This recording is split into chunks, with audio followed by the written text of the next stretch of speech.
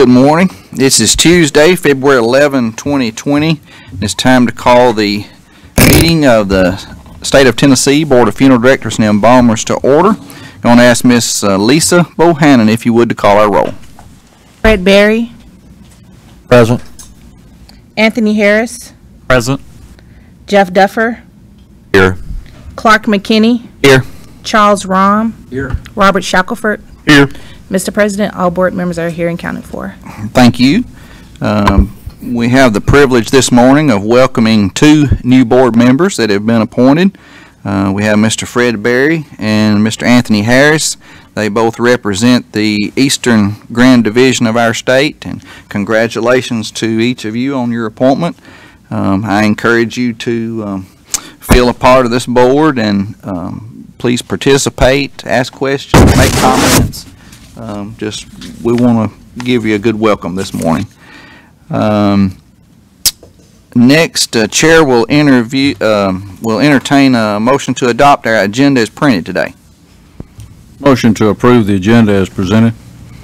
I have a motion by Mr. Rahm.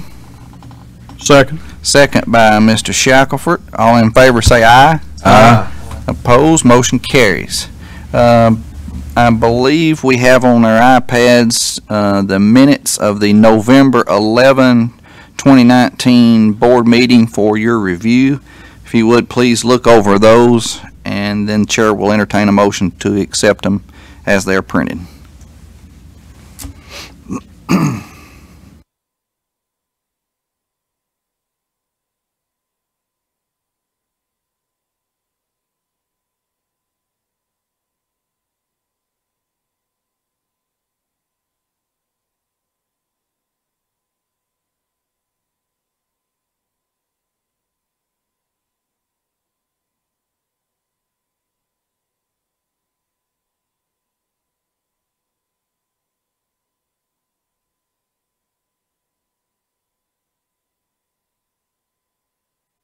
I've reviewed them. I'll go ahead and make a motion to approve them. I have a motion by Mr. Duffer to approve the November 11, 2019 minutes. Second. Second by Mr. Rahm. All those in favor say aye. Aye. Opposed, motion carries. And I believe Mr. Gribble has informed me that the January 14, 2020 minutes are not available yet, and we'll have those at our next board meeting. So now we'll turn to our legal report, and Miss Elizabeth Bendell, Associate General Counsel. Good morning. Turning to items number 1 and 2 against an establishment and a funeral director, both have some disciplinary history from 2017. In November 2019, a board field representative performed an inspection of the respondent establishment. During the inspection, the representative discovered that the respondent funeral director and embalmer's license was suspended from June 4th, 2019 until July 24th, 2019. During that time of the invalid license, the respondent acted in the capacity of a Tennessee licensed funeral director by serving as a manager for the respondent establishment. The respondent also made funeral arrangements and conducted funeral services for at least one deceased person. Respondent responded to the complaint and indicated that they did not knowingly operate the respondent funeral establishment. Respondent stated that his license was suspended for late child support payments, and he was not aware of the suspension until he was informed by the courts. It's legal's recommendation to authorize for a formal hearing and authorize for a $250 civil penalty via consent order against both the establishment and the funeral director.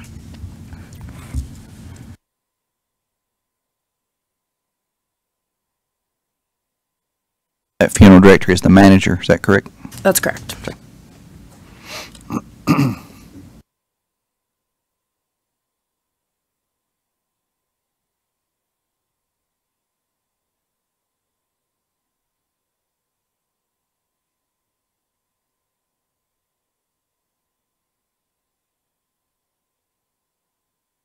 Is there any type of information sent to the individual letting him know that his license? There was a letter sent, Okay. is dated June 4th. It was dated, you said, June the 4th? Yes. And then the inspection occurred in November? Yeah. So he was aware of it?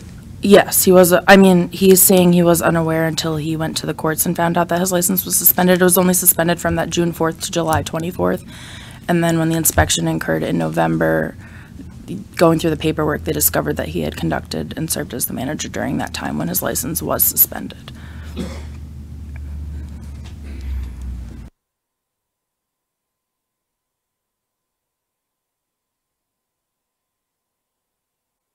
Unusual response that he did not knowingly operate the funeral establishment. Do you have any more information about that? Was he unaware that he was listed as the manager of His statement was that he was unaware that his license was suspended. So he carried on business and then found out, you know, when he went to court that it was suspended. That notification that he received, is that sent by certified letter or is that sent just regular mail? Sent by typically email and regular mail. Okay. We, at one point, send them certified mail. Lots of times they won't accept delivery of certified mail and they would come back. So we meet the requirements of notification, and that's, But we're certain he did receive that information. I can tell you he's the owner of the funeral home, so he should know who the Okay. manager is. Okay, Or he's the majority owner. all right. Well, I make a motion that we accept the recommendation as far as the funeral establishment, but as far as the funeral director is concerned, I'm in favor, or my motion would be to double that to 500 civil penalty. We have a motion by Mr. Rom to accept council's recommendation of a civil penalty of $250 for the establishment and authorization for a hearing, and then a civil penalty of $500 and authorization for the hearing for the managing funeral director. second? We have a second by Mr. Shackelford. Any discussion? All those in favor say aye. Opposed? Motion carried. Moving on to item number 3 is funeral complaint 2019-09-7591 against an establishment with some disciplinary history from 2008. This is a consumer complaint alleging that the respondent establishment did not return all of the funds for a canceled prepaid insurance policy. Specifically, the consumer alleges the following: that in September 2019, the consumer went to the respondent establishment to check the prices for his terminally ill brother. The consumer was informed by the respondent that they could pay in advance and the funds would be held in an interest-earning account. When the consumer got back home, they received an insurance policy despite being told the money would be held in an interest-earning account. The consumer contacted the respondent and was informed that they would have to sign a form to get their money back. The consumer waited to get the form and eventually had to go to the respondent establishment to get the form. The consumer states that the check they received was for $10,065 and that they had paid $10,515. The respondent responded to the complaint and gave the following timeline: that on September 30th, 2019, the consumer came to the respondent funeral establishment to pre-plan for his brother, that a pre-plan policy was established with Global Atlantic in the amount of $10,515.45. Then on October 8th, 2019, the consumer called to cancel his brother's policy because he stated he did not want insurance. Global Atlantic was contacted and stated they would send the cancellation form to the consumer. That on October 18th, 2019, the consumer called, stated they did not receive the form. Global Atlantic stated they would resend it. On October 25th, 2019, the consumer came to the respondent establishment and demanded his money. It was then requested that Global Atlantic sent the paperwork to the respondent for the consumer to sign and fax back out. On November 13th, 2019, the consumer's brother passed away, and on November 14th, 2019, the consumer's family came in to make arrangements. The family informed the respondent that the consumer had stated that the respondent cheated him out of $500. The respondent contacted Global Atlantic, who stated the amount of the contract was for $10,065, while the statement of goods was for $10,515.45. The amount of tax had been failed to be included in the contract. Global Atlantic stated that they issued the contract for the amount of the contract, not the statement of goods. The consumer was informed that the amount debited from his account was the same amount he received back. The respondent provided paperwork from Global Atlantic indicating that although they received the check for $10,515, only $10,065 was withdrawn from the checking account of the consumer, which is the amount that was ultimately refunded to the consumer. It's legal's recommendation to close this case at this time.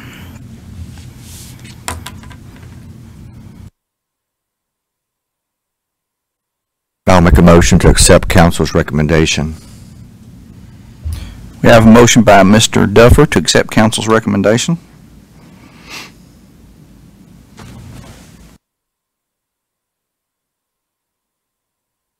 I'll second. I have a second by Mr. Harris. Any discussion? All those in favor say aye. Aye. Opposed? Motion carried. Moving on to item number 4 is complaint 2019-099301 against a funeral director with no disciplinary history. This is a consumer complaint alleging unprofessional conduct by the respondent. The consumer states that the arrangements for her husband's funeral were not satisfactory. Specifically, the consumer alleges that the respondent threatened to hold the deceased if the funeral bill was not paid. The consumer additionally states that the respondent got into an argument with her grieving son during the funeral and made her whole funeral experience unpleasant. The respondent's employer responded to the complaint and indicated the following: that the deceased passed away in November 2019, and at the time of death, it was difficult to locate the family members of the deceased. The consumer came forward as the wife of the decedent, and it took 2 days to prove that she was the estranged wife. That there were conflicts between the consumer and the son of the deceased, which led to 2 separate memorial services being held, one in Knoxville and one in West Tennessee. 2 plans were presented to the consumer, a full service with burial and a full service with cremation, but both presented financial hardship for the consumer. The funeral home considered having the descendant buried and written off as a pauper burial. However, the consumer insisted on making arrangements for the deceased. The establishment proceeded forward with the second plan with the understanding that it was concrete and final. However, after the deceased was embalmed, a third plan was presented, a direct cremation with a memorial service. The cost for embalming was not charged due to the lack of communication. As a courtesy to the family, a private viewing of the deceased after the embalming was given at no cost. The consumer was informed that all her funds had to be paid before any service was held. Payment plans were presented to the consumer but were not feasible. Conversations between the consumer and the respondent began to get heated. The respondent was then instructed to not have contact with the consumer. The respondent was then paid by the consumer. On the day of the services, a confrontation took place between the respondent, the consumer, and a son, which was quickly stopped by the vice president of the funeral home. After the services were completed, additional funds were obtained by the family from a healthcare facility. Those funds, although written to the funeral home, were promptly returned to the family. The consumer received the utmost services despite the conflicts between the scenes. It's legal's recommendation, based on the fact that this respondent has no disciplinary history, to issue a letter of warning at this time. Did the funeral home, did you review the contract? Does it indicate that they scheduled that service for the family, and was the family under the impression that that was all arranged before it became to a halt? You have a copy of the contract? Yes. Does it state on the provided- contract that the date of the service was going to be specifically on a certain date? Yes. And that was before it was canceled? It wasn't canceled. Or There post- was 3 options presented. They ended up having a service, but at first it was whether there was going to be a burial or a full service with cremation, and then it ultimately ended up being just a cremation. I might not be understanding your question. I'm sorry. Okay, let me back up then. Okay. So on that contract, Yeah. what does the contract indicate it is supposed to do from the funeral home's perspective to the consumer? It was for a full service, because that was the original contract that was drafted, was the cremation with full service. So that was the contract that was provided. That's to the us. original contract? Yes. And that was dated? That was dated prior, 2 days before the actual service was held. Scheduled services were already scheduled at that point? Yes. And then they postponed it? There wasn't an issue with the actual services, as whether or not there was going to be payment, but it ended up being paid. I think the issue here is the unprofessional conduct by the respondents of Well, it also stated, I think from the consumer standpoint, that they postponed it or they were going to hold the decedent and not do anything until payment was made. Correct, but payment was made and the services were held on. So was there a delay in the payment? According to the respondent's response, the payment was made prior to the services notice. Thank you. Yes, sir.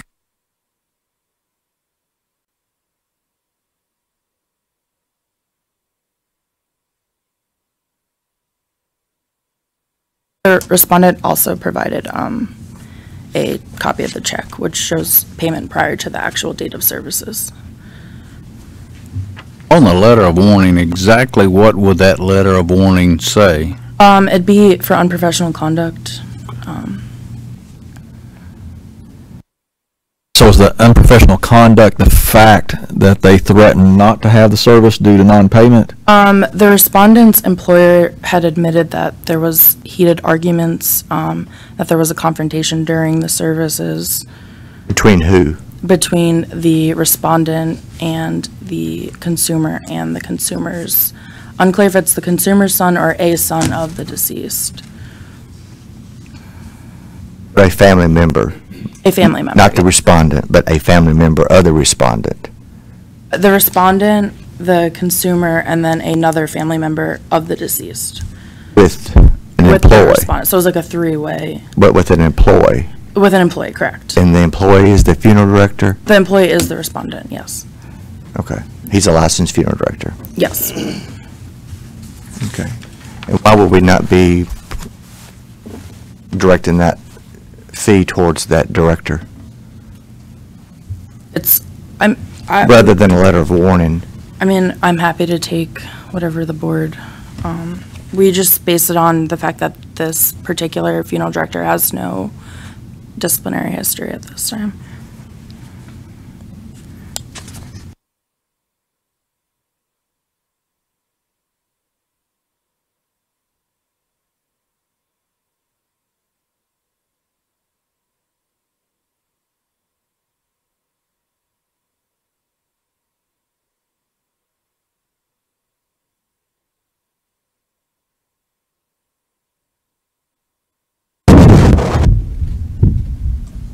I see where Mr. Duffer is going with this, and I agree with him.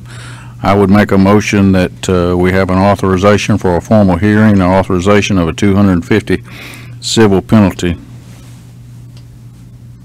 We have a motion by Mr. Rom for a $250 civil penalty and authorization for a hearing. I'll second it. A second by Mr. Duffers. Any further discussion? All those in favor say aye. Aye. Opposed? Motion carried. Moving on to item number 5 is complaint 2019-096611 against an establishment.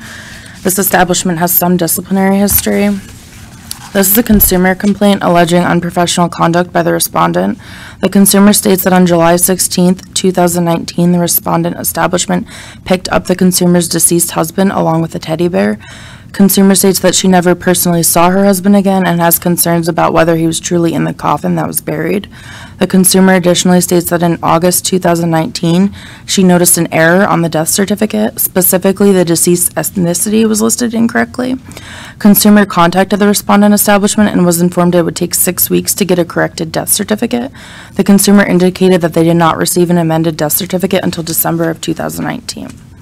The respondent responded to the complaint and indicated that in their initial conversation with the consumer, she expressed that she did not wish to view her husband. Respondent stated that the consumer was given multiple opportunities to view her husband, but she refused. Respondent states that they honored the consumer's wishes, but they did take photographs of the deceased in the casket in case she later changed her mind. Respondent alleges that at the cemetery, both the consumer and her son were shown the photos. Respondent provided copies of the photos. Respondent additionally states that once they learned of the death certificate mistake, they filed the further correct ones and provided them to the consumer at no charge, doing it due to it being the respondent's error. Legal reached out to the Department of Health to inquire about the timeline regarding the filing of the death certificates. Legal was informed that the original death certificate was filed on July 19th, 2019, and that the amended death certificate was filed on August 15th, 2019, and that on August 27th, 2019, the death certificate was given to the respondent establishment. It's legal's recommendation at this time to authorize for a formal hearing and authorize for a $250 civil penalty via consent order.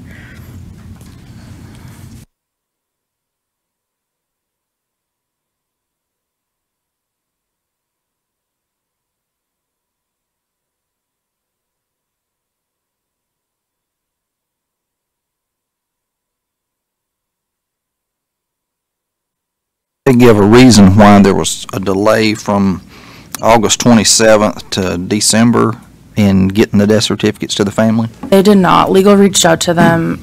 They provided their response last week, so they have not responded back as to why there was such a delay in.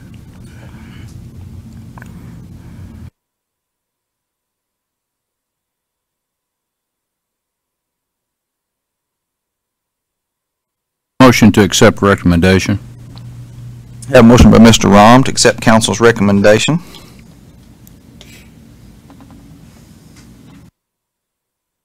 Second. Second by Mr. Shackelford. Any further discussion? All those in favor say aye. Aye. Those opposed, motion carried. The final item is a represent from the January 14th, 2020 board meeting. It's complaint 2019-07-5321 against an establishment. Since we have some new board members, I'll just go through the entire facts here. This is a consumer complaint alleging unprofessional conduct by the respondent. The consumer alleges the following: that the consumer was informed that the price for a burial would be $600, and then later was told the price would be $1,600. Due to the $1,000 price increase for the burial services, the consumer could not afford the burial and was informed that the deceased was going to be cremated. A guest book for friends and family to sign was purchased but was not present at the services. Flowers that were purchased for the services were not present at the services and were thrown out. The deceased services were held on June 15th, 2019, but the consumer did not receive the ashes until July 8th, 2019. The consumer's husband's ashes were in a box that was placed inside an Office Depot bag. The deceased was placed in a rented casket that was falling apart. Consumer ordered a flag due to her husband's military service, but was later told she would have to pick it up from the post office. And that the consumer requested for her husband's hair not to be cut, but when she went to view the body, his hair had been cut. The respondent responded to this complaint and indicated the following: that on June 6, 2019, the respondent received a call from the consumer regarding handling the funeral services of her husband. The respondent was informed that the price for a funeral with burial with a silver casket included would be $1,611.63. The consumer informed the respondent that the deceased was a veteran. The respondent contacted the VA cemetery but was told that the deceased did not qualify. The respondent informed the consumer of her option to have her husband buried at another cemetery for a total cost of $2,857. Consumer stated that the price was too much and inquired about cremation pricing. The consumer was told a funeral with cremation is $1,995 plus tax, but ultimately the consumer paid $1,682.03. The consumer was informed that the rental casket would be a copper tone color. The consumer The consumer approved the cutting of the deceased's hair. The guest book was placed on the table going into the chapel, but none of the guests wanted to sign it.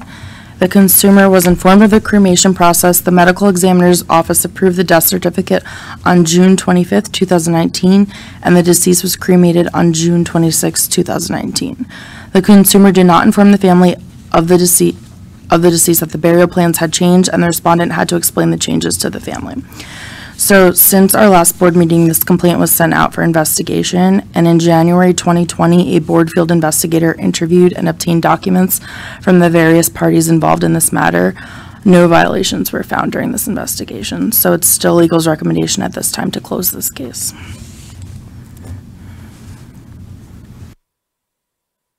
We'll correct number 4 where it says funeral and change it to the word cemetery Yeah. for the approval of the minutes.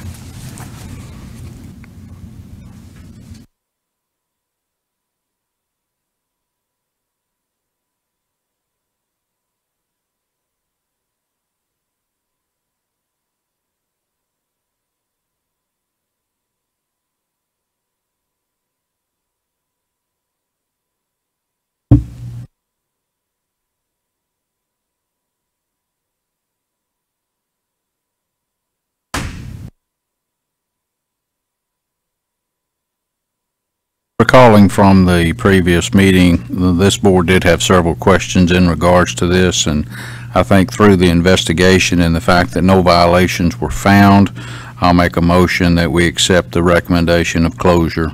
Second. We have a motion by Mr. Rom and a second by Mr. Duffer to close this case. Any further discussion or questions? All those in favor say aye. Aye. Opposed? Motion carried. Thank you, Ms. Bendell. And the next item on our list is the Director's Report, Mr. Robert Gribble. Morning, board members. Morning, sir. The first thing is the legislative update for this meeting. We have, legal and I have consulted with each other, I guess.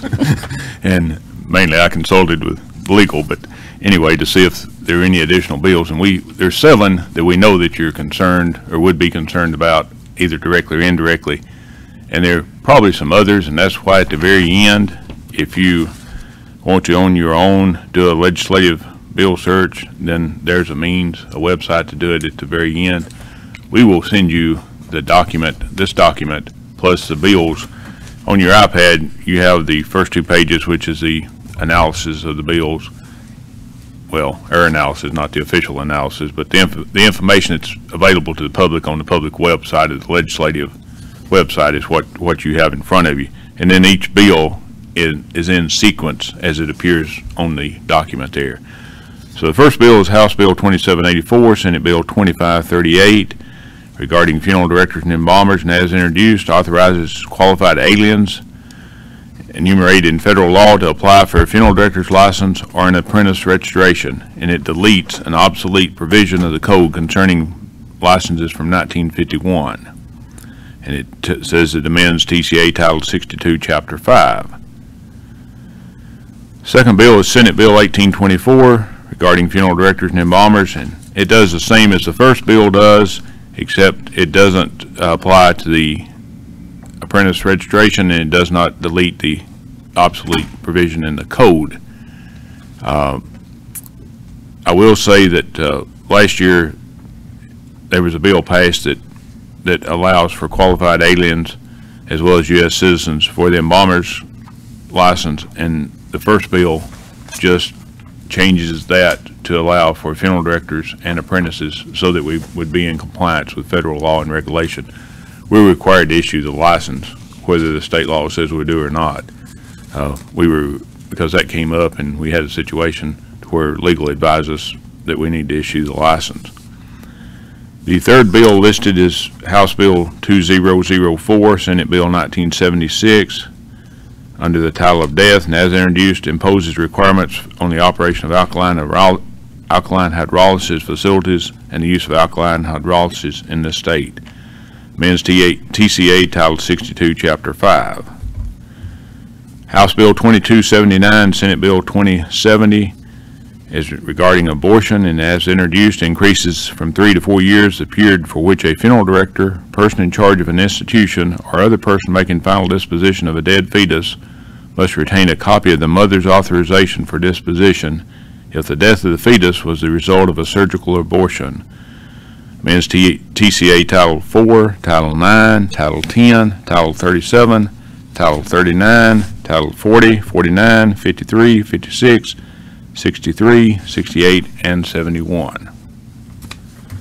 House Bill 1715, Senate Bill 1859, regarding criminal offenses, as introduced, creates the offenses sexual abuse of a corpse, a Class D felony, and aggravated sexual abuse of a corpse, a Class C felony, requires a person convicted of either offense to register as a sexual offender.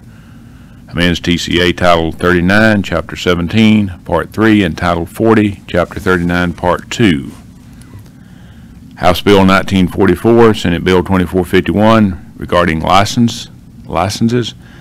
Now, these last two are department-wide as far as regulatory boards. I shouldn't say department-wide, division-wide as far as regulatory boards. It either affects almost all or almost all the regulatory boards. So House Bill 1944, Senate Bill 2451, as introduced, enacts the Licensing Independence for Future Tennesseans Act, amends TCA Title 4, Title 62, Chapter 76, and Title 63, Chapter 1. Has a lot to do with reciprocity. If you read the bill, it's a long, lengthy bill, and has a lot to do with what the board would be required to do under reciprocity. And one of the things I noticed is that if the person had been licensed in another state for a period of 1 year, and there are several things, if they have any disciplinary like that, then just need to read the bill to understand it. But that's generally what it applies to, mostly applies to reciprocity and the requirements of the board to issue a license to the applicant. House Bill 1945, Senate Bill 1914, under Professions and Occupations, as introduced, authorizes a person to perform, without a license, work for which a license is normally required if the recipient of the work acknowledges the person's lack of licensure and waives claims against the person. Means TCA Title 62 and Title 63, which is what would be waiver of licensure. Those are bills that we're aware of. There's some that are still there in the hopper that are laying dormant from when they were introduced. Each legislative session has 2 sessions basically, and so the bills that progressed to a certain point last year but didn't pass, they're still there. They're could be passed this year, but these are bills that have been introduced in this since January the 1st. Prior to had been filed for introduction prior to the legislature meeting, but they've been recently introduced bills. These are the ones that have been recently introduced. And there's a bill for each one of those. The full bill is behind that, and we'll send you all this in an email.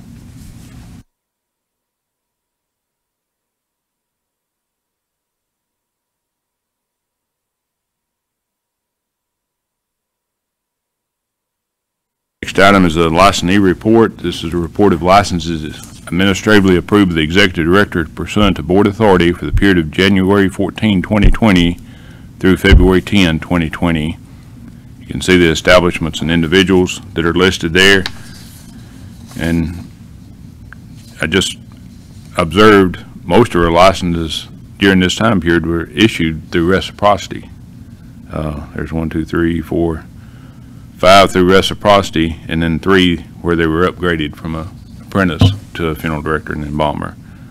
But 5 of those licenses were issued through reciprocity. So this board issues quite a few licenses already through reciprocity.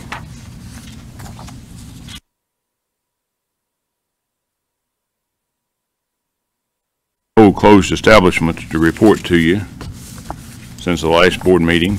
Disciplinary action report. This is a report of consent orders that have been administratively accepted or approved by the Executive Director pursuant to Board authority, and as reported on the December 2019 Regulatory Board Disciplinary Action Report. And you have those respondents that are listed there, their location, their violation, and the action that was taken.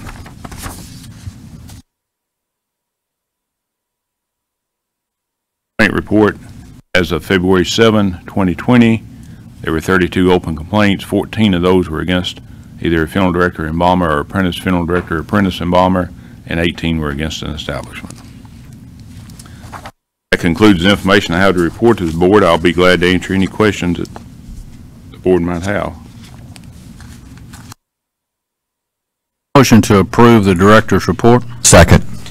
I have a motion by Mr. Rom to approve the director's report and a second by Mr. Duffer. All those in favor say aye. Aye. Opposed? Motion carried. And Mr. Gribble, I don't think we have any individuals or establishments. That is correct, Mr. President. To appear today no individuals or no establishments to appear before you today. Okay. Any new business? Chair will entertain a motion to adjourn. Motion to adjourn. Motion by Mr. Duffer. Second by Mr. Rom. We are adjourned. Thank you.